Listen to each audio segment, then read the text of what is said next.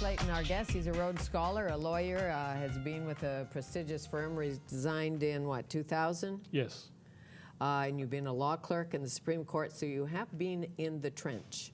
I have been in what you might call the trench. Yes. And it was a lot of warm, muddy water in the bottom of that trench. But I know you're calling for some type of reform in mighty judgment, Yes. starting with perhaps the length of appointment. How judges are That's a big one. appointed or not. Yes, absolutely. That's a big one. And it is a big one because, as you know, in the States, you have to go through the process. That's right. I like the way they do it in the States, by the way. You do? Why? I do. I like it because, first of all, it's much more democratic. As you know, the president just nominates somebody who must then be approved by the Senate, confirmed by the Senate. In this country, the prime minister picks who he wants according to whatever criteria seem like good criteria to him. And generally speaking, this may change, but generally speaking, the first you know about it is when you pick up the paper in the morning. So I like the democratic nation in the U.S., and I like the transparency of it. It's a public process. I mean, sometimes it gets a little awkward and embarrassing, but that's okay. Whoever said that democracy was neat and tidy. Right. I like the transparency of it. I like the way everybody gets a chance to see who this person who might be a judge is. What have they done? What have they said? What were their grades in law school? Well, especially since the charter, because the power of the court has certainly changed. What about the Omar Khadr case? Well, the Omar Khadr case was a particularly interesting case because, as you know, he's in Guantanamo Bay.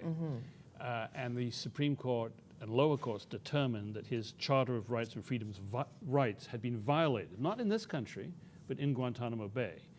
And they were asked to request the U.S., to direct the government to request the U.S. to extradite him.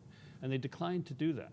They said his rights were violated, he should be returned to Canada, but we're not going to tell the government to ask the U.S. to extradite him because that's foreign affairs, and we're the Supreme Court, we're not the Department of Foreign Affairs. But they came very close, Fanny. So very suggested close. heavily. Suggested heavily and came very close. And had they asked the government to do that, I think we would have had a constitutional crisis because people would have said, these are judges, they don't run the foreign policy of this country.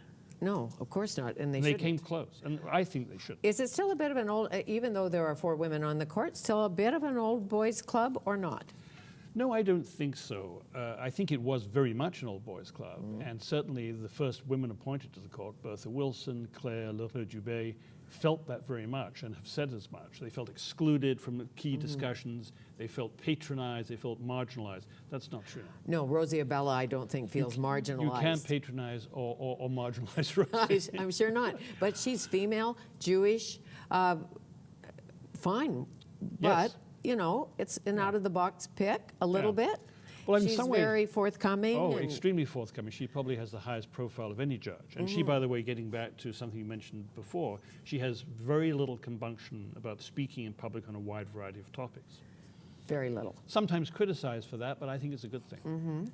So now, my granddad used to say, I'll take it all the way to the Supreme Court if I have to. Well, forget about the money. Yes, well, when I practiced law, I would get clients who would say that too. And my response to them was, think carefully about this because, number one, it will take a long time. You'll have many sleepless nights before you get there. Number two, the outcome is always unpredictable, even if you think you've got an excellent case. And number three, it'll cost you a lot of money, whatever happens. Okay, but what case is worthy of going to the Supreme Court? What cases should be in the Supreme Court? Well, the Supreme Court gets to decide what cases it hears. You apply for leave to appeal, and they will give it to you or not.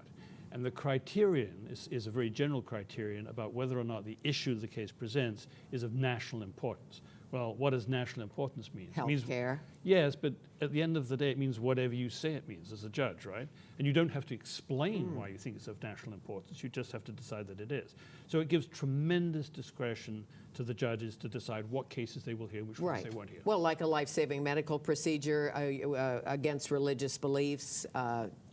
Well, you can be sure that everybody who applies for leave to appeal to the Supreme Court, and there's about 600 of those a year, thinks that their case, the issue in it, is of national importance. I'm certain. But 500 of those 600 get turned down. And rightly so? That's hard to say. Some for sure rightly so, but some it's difficult to say. So whether or not a police officer or cops can go through our garbage, that's a Supreme Court issue. That's one of the mundane Supreme Court issues, but it's I a don't Supreme... think that's so mundane. I mean, I don't know Okay. what you put in your garbage, Fanny, but some people don't want people going through it. Any good garbologist will tell you we are what we throw away. Yes, as Ian Binney said in his judgment in that case, he said, your whole life is spread out in your garbage. Well, it's true. I interviewed a garbologist, and he went through Jackie Kennedy's garbage, and apparently she threw away a lot of ribbons. And he'd go through famous people's garbage. He went through Elvis Presley's garbage, and Elvis Presley threw away a lot of meat that was perfectly fine, wrapped in brown paper. What does that tell you about Elvis? I don't know, but it's an interesting fact. It is. So, but you make a good point that somebody going through your garbage, I wouldn't want anybody going through my garbage, and I lead a blameless life. you'll have to start recycling.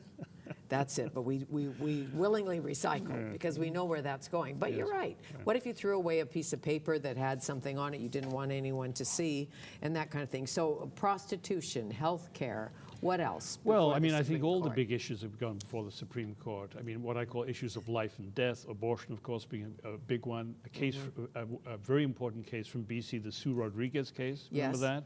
Very in which much the so. court found She had ALS, and she had Sven ALS. Robinson worked tirelessly she for wanted her. someone to assist her suicide. It's a crime in this country to assist a suicide, and she said that's unconstitutional, and she fought it.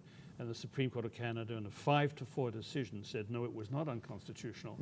And some of the judges who were sat on that case will tell you today that it's this case in the recent history of the Supreme Court that's given them the most anguish, that particular case. Right. So that was a very important case, the life and death cases, cases about money, criminal law cases, cases like the Chowie decision from Quebec, which said that it was unconstitutional to have legislation preventing private health care plans, which rewrote the healthcare system in this country.